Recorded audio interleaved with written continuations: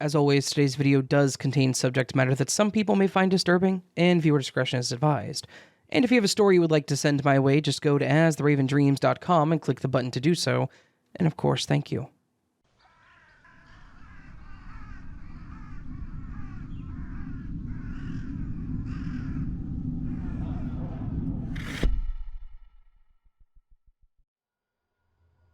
I'm a 27-year-old guy, and I live in an apartment by myself. I'm also a bit of a workaholic, so I do spend a lot of time at my desk until something like 3 in the morning, and then I go to sleep and start the whole process over at 9. Fortunately, or unfortunately I guess, I work from home, so I can pretty much spend every waking hour working. Yeah, I know, I'm wasting my youth, but that's all beside the point. As I mentioned, I'm usually up until close to 3 or 4 in the morning, and I live alone. I do sometimes get a bit jumpy whenever I'm tired, but for the most part, I manage. The creepy thing that this story is about, though, happened somewhere close to a month ago. I was up late at night working on spreadsheets for the month so that I could give them to upper management, when I thought I heard a knock on my front door. At first, I was sure that I was just hearing things, but then I heard the knocking again. I looked at my clock, and I was certain that I was losing it. It was 3-something in the morning. Who the hell was at my door? I got up and went over to answer it, and I looked out the peephole, and there was a woman standing there. She looked like she was dressed somewhat professionally. She was wearing a nice shirt and a skirt, and from what I could see of her demeanor, she wasn't acting like she was on something or like she had something wrong with her. So, I went ahead and opened the door and asked her how I could help her. She immediately goes into this spiel about how her name is Michelle Sanders and that she was an officer with the CIA. She tells me that she's on a special assignment and that she's looking for a man named Douglas something or other. She then asks me what my name is. I tell her, and then reiterate that I am not the person that she's looking for. She looks at me for several moments, and then asks to see my ID so that she could verify that I was, in fact, not Douglas. I have to admit that it was stupid of me, but I agreed. I stepped back into my apartment to grab my wallet and get my license. As soon as I stepped back, she pushed her way into the entryway. I will say again that it was 3:30 in the morning, so my brain wasn't firing on all cylinders. So while this was weird, I also really wasn't sure what I should do about it. I grabbed my license and I handed it to her, and as she was looking it over, I asked her what her name was again. She repeated that she was Michelle Sanders with the CIA. It was at that point that I realized that she hadn't shown me any identification, so I asked to see her badge. She looked at me, looked back at the license, and then handed the license back to me, saying, "That won't be necessary." She then walked into my living room and through the hallway, pushing each door open and glancing into each and every room, one by one. Again, I just stood there a bit dumbfounded at the fact that this woman was walking through my apartment, glancing into each of my rooms, and just ignoring me. After about 10 minutes of this, my brain finally started working, and it occurred to me that this was not normal. I pretty much said that. I told her that it was weird to me that she had entered my home and hadn't shown me a warrant or anything, and then mentioned that she should probably leave. She stared at me for a moment, nodded her head, and then walked toward the door. She pushed it open, looking at me as she went to leave, and said, "Thank you for your time, sir. You will not hear from us again." And then she left. She just literally walked out the door and down the hall and outside. I have no idea what the hell any of this was about, and I honestly don't know if she was legitimate or not, though I would guess that she wasn't. She certainly looked and spoke the part, but nothing about this was sensible.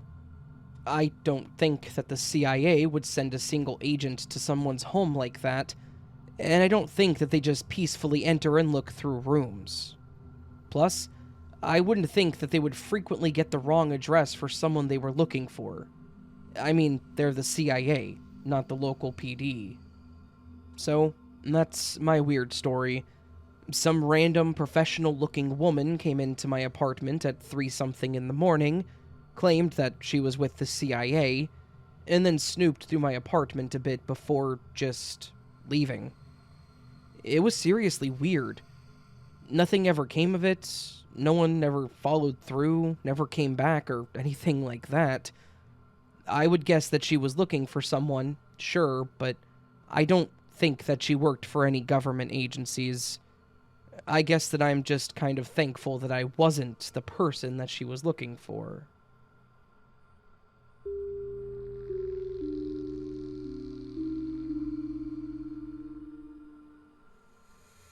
Back when I was a teenager, my house was in a cul-de-sac that was backed up against a wooded area. It was one of those underdeveloped sections of a suburb where there was like 3 houses in the cul-de-sac, but then an entire section that wasn't cut down or developed, and it was actually kind of neat. My friends and I would spend a lot of time out in the shallow parts of the woods, and would do things like pretend to be soldiers fighting a war against aliens or whatever. Obviously, we were always told by our parents that we shouldn't go deep into the woods because of wild animals, or whatever else they were scared of, but we would make it a point to test where we were and weren't supposed to go. None of our parents would enforce their rules or anything, so really, we just did whatever. There was one night that all 4 of us basically played a game of let's spend all night out in the woods by telling our parents that we were staying at each other's houses.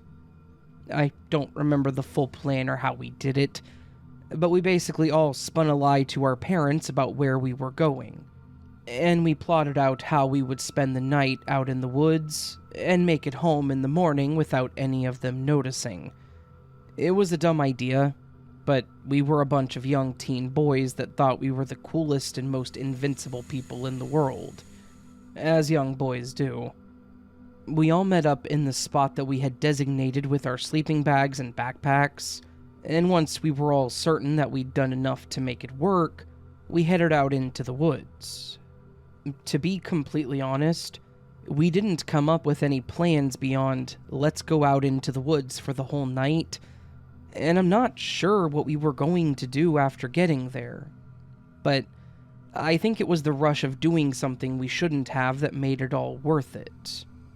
Once in the woods, we chose a small spot that was mostly clear, and we set up what was, more or less, a campsite. Only we didn't have a fire or tents or anything like that. We did have sleeping bags, our backpacks, and a small lantern that one of the other boys had taken from his dad's garage. We were there for a little while, just chatting and being boys. I don't remember the full night and what we were doing, but it was a great time. Then, after what I would assume was a couple of hours, 2 of the other boys were talking about how tired they were getting, so we decided that we would go to sleep. The other 3 fell asleep pretty quickly, but I was just lying there and feeling like something was off. I was feeling like something was out there in the woods with us, but I honestly had no idea what it was. Mostly because if there was anything, I couldn't see it. I sat up and looked around the entire area to see if there was anything there, but it was empty. I tried to shrug it off and go to sleep, but I was still struggling. After a little bit, I felt like I needed to pee, so I got up and walked over to a tree and did my business. At that point, I swear that I heard a voice whisper in my ears. I heard something whispering, "Hello, Daniel," which seriously freaked me out, for multiple reasons. The first of which was that the voice that I heard was my mother's. I heard it clear as day, and I know for a fact that I heard my mother whispering hello and my name. Nobody but my mother calls me Daniel, and she only called me that when I was in trouble. I spun around half expecting to see my mother there standing over my shoulder, but thankfully she wasn't there. This scared the hell out of me, to the point that I ran back to our camp and just lied there staring at the trees above me. I didn't sleep at all that night, and I made it a point to not go back into the woods after dark.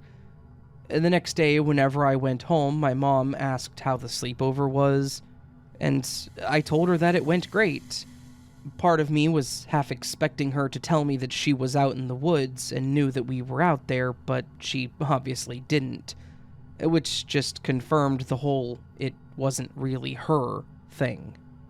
It was honestly the creepiest thing that has ever happened to me, mostly because I have no idea what it actually was. And I think it's that unexplained aspect that makes it so damn scary.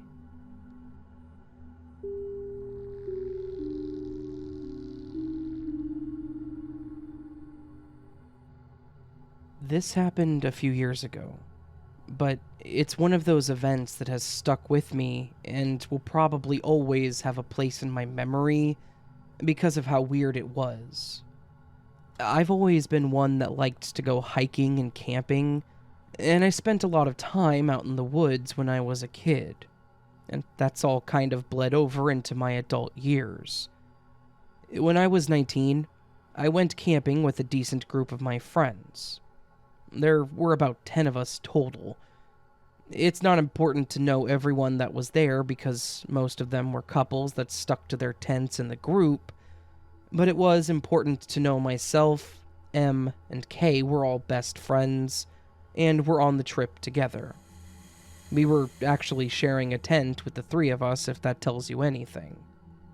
It was starting to get late, and we had a fire going for the group, and one of the couples mentioned that they had marshmallows, and they wanted good pointed sticks for roasting them over the fire. Another one mentioned that we also needed a bit more wood for the fire, which was pretty much just brush that we had found around the area. I said that we would go look for some wood so that the couples didn't have to leave their spots, mostly because I didn't want to hear anyone complaining, and I knew that M and K would be willing to go out into the woods with me. So we got up and started out into the trees to find some suitable burning materials first, and then find some good roasting sticks. And we were walking through the woods and found some decent brush, but after getting what we needed, we started heading back towards the camp, and after a few minutes, it seemed like we weren't making any progress. I was certain that we were heading in the right direction, but for whatever reason, it seemed like we were only going deeper into the woods. M was a bit panicky, saying that we were definitely lost, but I was telling her that there was no way we could have gotten lost so close to where we started.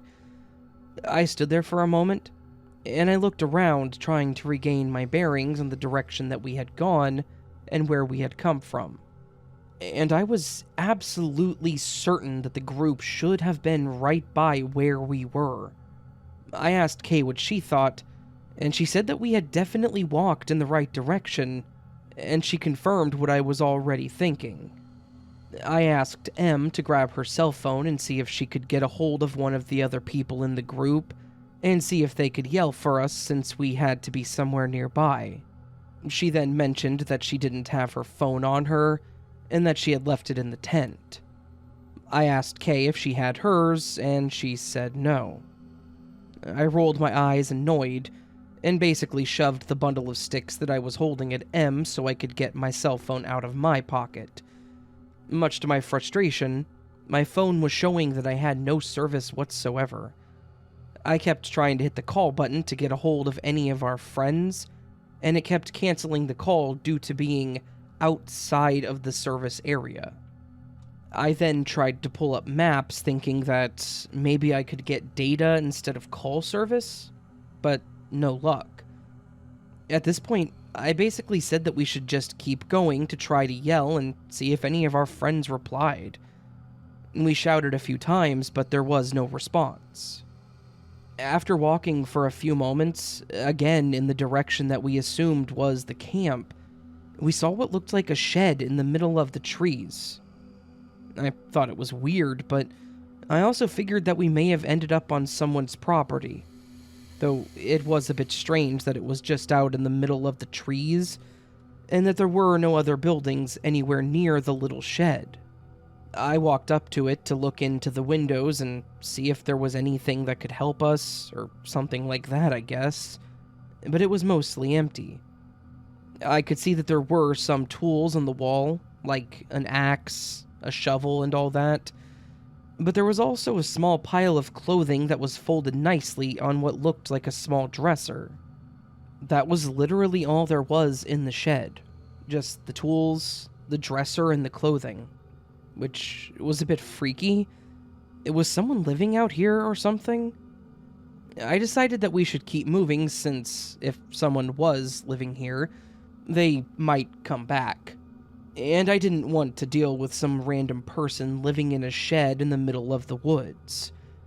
We kept walking for what felt like forever, almost like we had been going for a few hours, but then I heard what sounded like one of our friends shouting M's name. I shouted back and asked if they were nearby, and they responded. The three of us pretty much ran to where their voice was coming from, and after a few minutes, we could see the light of the fire as well as our group of tents. It was a major relief to see them, but what was really weird was the fact that we had somehow ended up approaching the camp from the opposite side of where we left. When we got back to the camp, the one friend that was yelling mentioned that we had been gone for something like 15 minutes, though to us, it felt like a lot more time than that. We then mentioned that we had to have been gone for a lot longer, but everyone confirmed that it was 15 minutes. I mentioned that there was a shed, but I don't think any of them believed us, and we never found where it was again. It was just really weird to me that we were headed to the camp and somehow got lost. There's no way that we were headed in the wrong direction, nor had we gone too deep into the woods. I guess my question is, did we end up finding some strange pocket dimension in the woods that we shouldn't have found? Was this some kind of place outside of time or something? I have no idea, but it was seriously freaky, if nothing else.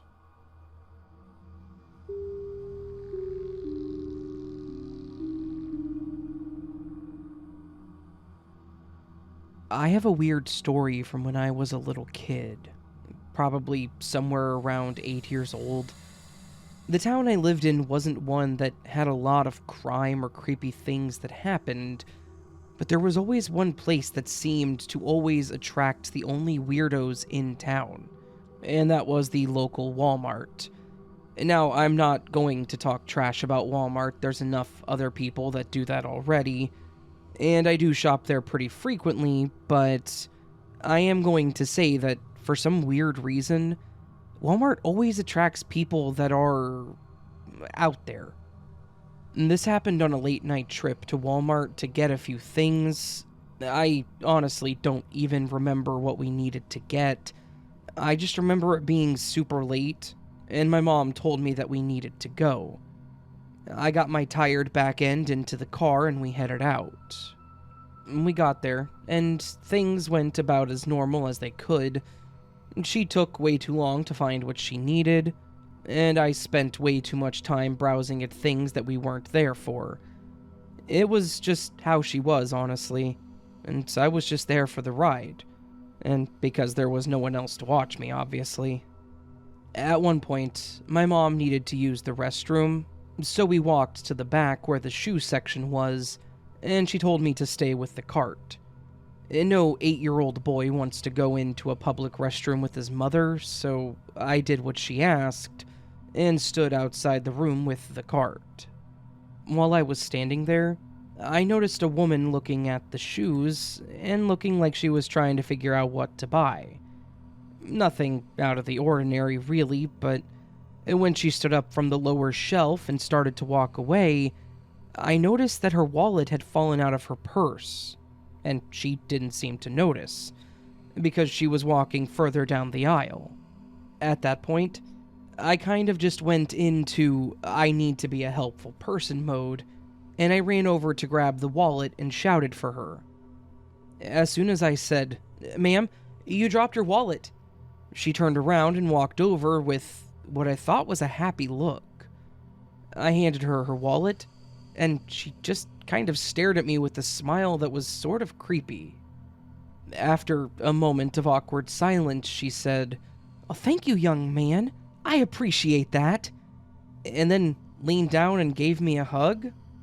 Again, I was 8, so I just kind of accepted it and thought that she was really nice and friendly.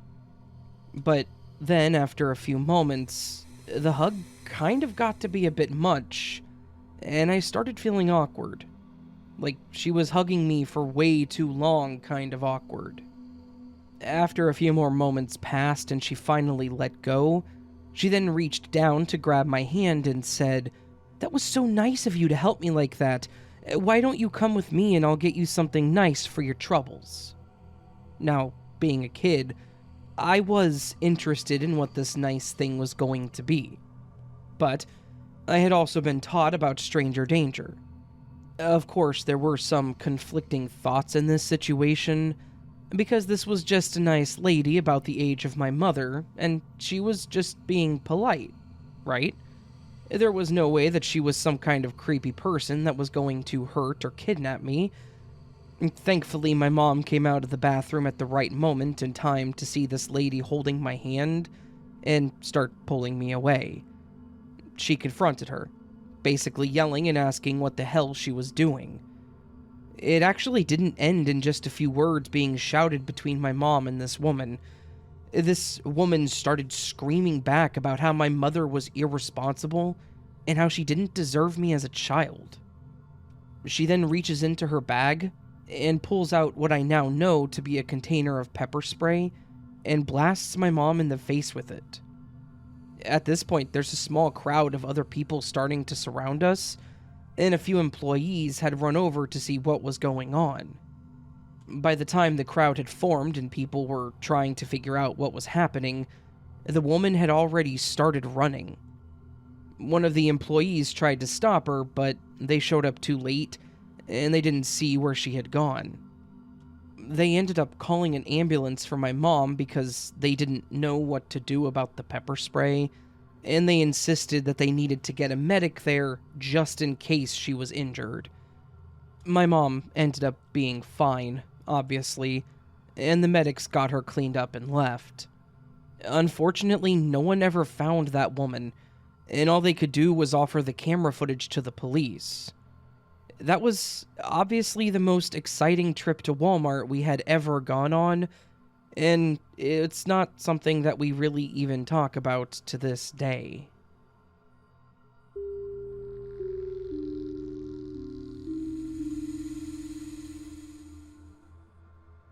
I have a creepy story from when I was a kid and still lived in the neighborhood that I grew up in.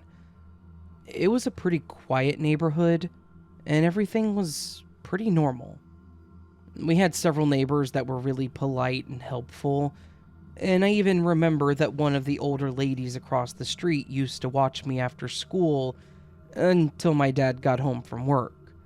And I loved going over there because she was the sweetest person I had ever known. But as with most neighborhoods, there was one guy that nobody really talked about or to, that just kind of minded his own business. In my neighborhood, his name was Pete. Pete was a really old guy that kept up with his house and yard, and talked to literally nobody. Now, there's nothing wrong with that. In fact, now that I am an adult, I absolutely respect his decisions, almost to the point that I envy him. Nowadays, I wish people would leave me alone, but Pete was a bit weird in that he would make it a point to look unapproachable and angry at all times. If you waved, he would scowl at you. If you tried to say hi, he would scoff and ignore you. As such, I never really knew him or anything about him. So, imagine my surprise when, one night when I was 14, I looked outside and saw him literally standing in our yard and staring at my window. He wasn't necessarily at the window, he was just in the yard and staring at the window to my bedroom. Obviously, I thought this was creepy, but I wasn't exactly sure what to do or what to think about it beyond that. I just closed my blinds and decided that I would go back to sleep and tell my parents about it in the morning, which is what I did, and they told me that I was probably just seeing things. I was pretty certain that I wasn't, but in the end I was a kid and my parents told me to drop it, so I did. Then it happened again, and again. It got to the point where I kind of expected it. It was annoying because I wasn't sleeping through the night, and every time I woke up, I would look outside and see Pete just standing in the yard staring at the house. It got to the point where I would see him outside during the day, and he would stare at me, and I would just stare at the ground as I walked past his house. Then, one night, I finally learned exactly why I kept waking up in the middle of the night. It was early summer, and I was out of school, so I decided I was going to stay up all night. I was doing a number of different things to keep my mind occupied. I was sitting on my floor, sketching something in my sketchbook, and I started hearing a tapping noise. At first, I wasn't sure where it was coming from, but then I realized that it was coming from my window. I got up and pulled my blinds open as quickly as I could. There, on the other side of my window, at face level with me, was Pete, and I'm pretty sure I scared him as much as he had been scaring me, because he jumped, and then turned tail and ran. I'm pretty sure that I shouted something out the window at him like, "And don't you come back, you creep!" Though I more than likely just mumbled something to myself because I was kind of freaking out. That was, thankfully, the last time that it happened, and the last time that I ever saw Pete. My guess is that he was probably not well mentally. There was probably something wrong with him, and he was doing things that weren't normal because of that. I don't want to speak ill of those with mental disorders, especially the ones caused by age or anything, but it was still terrifying to me as a teenage girl to have some random old man tapping on my window and waking me up each night, and then seeing him stare at me from the yard.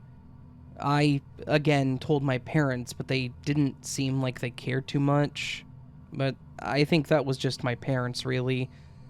I'm grateful that he never escalated or tried anything beyond just being a creep, but I'm also glad that I never saw him ever again.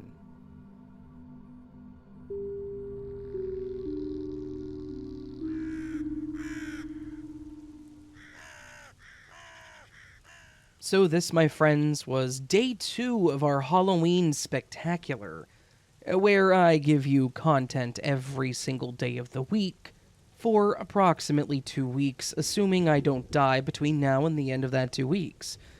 Not saying I will, but, you know. Anyways, I hope you all enjoyed this collection of late night stories. Definitely some good ones here, some creepy stories.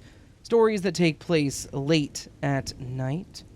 The later hours in the night being whenever the real terrifying stuff happens. Or something like that. I have no idea what I'm even talking about anymore. I'm just trying to get this video done here for y'all. You know how that goes. Yeah. Hopefully you all enjoyed the video. If you did, please do hit that thumbs up button. If you're new to the channel and liked what you heard, please consider hitting that subscribe button. And then, if you would feel ever so bold, consider leaving me a comment. Let me know how you're doing.